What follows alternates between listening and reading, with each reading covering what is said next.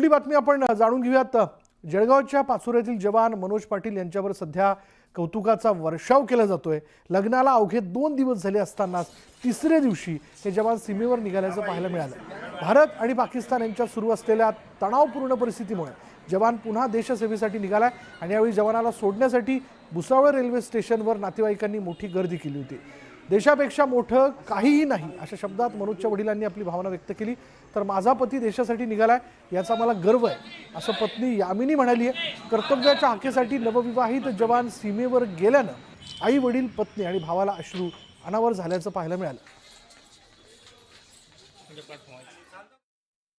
मला खूप अभिमान आहे। माझे मिस्टर बॉर्डरवर चालले। आज आमचं सत्यनारायणची पूजा होती तरी मी त्यांना सपोर्ट करते जावं असं।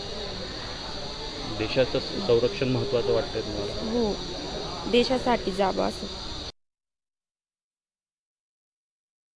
त्याचं कालच आमच्या मित्राचं लग्न झालं आणि ज्या पहलगामचं जे झालं आता युद्ध सदृश परिस्थिती ही निर्माण झालेली आहे आणि अशा याच्यामध्ये त्याला कॉलिंग झाली आणि कॉलिंग झाल्यामुळे त्या ठिकाणी तो लगेच निघाला।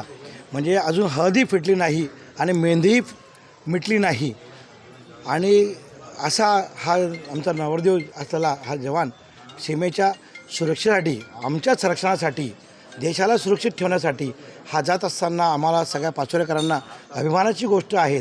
सगळं ॲक्च्युली हा क्षण जो आहे तो सगळ्या त्यांचे आई वडील वगैरे त्यांना प्राऊडफुल होणारा, अभिमान वाटणारा क्षण आहे।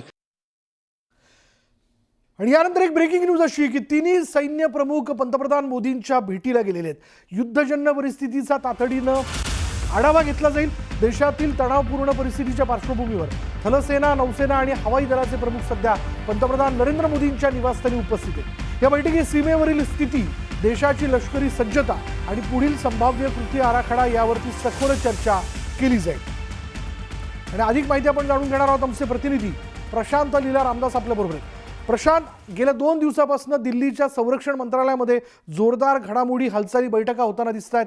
आता तिन्ही लष्कर प्रमुख नरेंद्र मोदींच्या भेटी करता गेलेले आहेत। काय माहिती याबद्दल?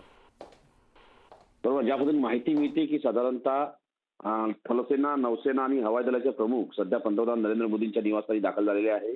या बैठकीमध्ये सीमेवरील स्थिती, देशाची लष्करी सज्जता आणि पुढील संभाव्य कृती आणि त्या संदर्भातला आराखडा यावर सखोल चर्चा होत असल्याची माहिती पुढे आलेली आहे।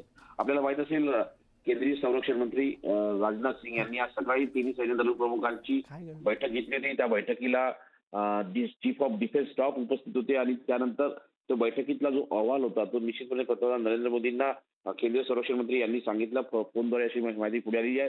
आणि त्यानंतर आता हे तिन्ही सैन्य दलाचे प्रमुख जे आहे पंतप्रधान नरेंद्र मोदी यांच्या निवासस्थानी दाखल झालेले आहे आणि तिथे बैठक सुरू आहे। युद्धजन्य परिस्थितीचा तातडीने ते आढावा घेत आहे। सलग बैठकीचे सत्र राजधानी दिल्लीत सुरू आहे आणि महत्वाचं म्हणजे जर बघितलं या संदर्भातली माहिती नुकतीच पत्रकार परिषदेतून केंद्रीय परराष्ट्र मंत्रालयाच्या वतीने देखील देण्यात आली। त्यामध्ये खास करून भारतीय लष्कराच्या वतीने कर्नल सोनिया आणि त्यानंतर विंग कमांडर सिंग यांनी या संदर्भातली संपूर्ण माहिती दिली। पण या सगळ्या पार्श्वभूमीवरती आता हे महत्वाचं की पंतप्रधान नरेंद्र मोदी यांच्या 7 लोककल्याण मार्गावरील निवासस्थानी एक अत्यंत महत्वाची बैठक म्हणजे तिन्ही लष्कराच्या प्रमुखांसोबत पंतप्रधान बैठक घेत आहे।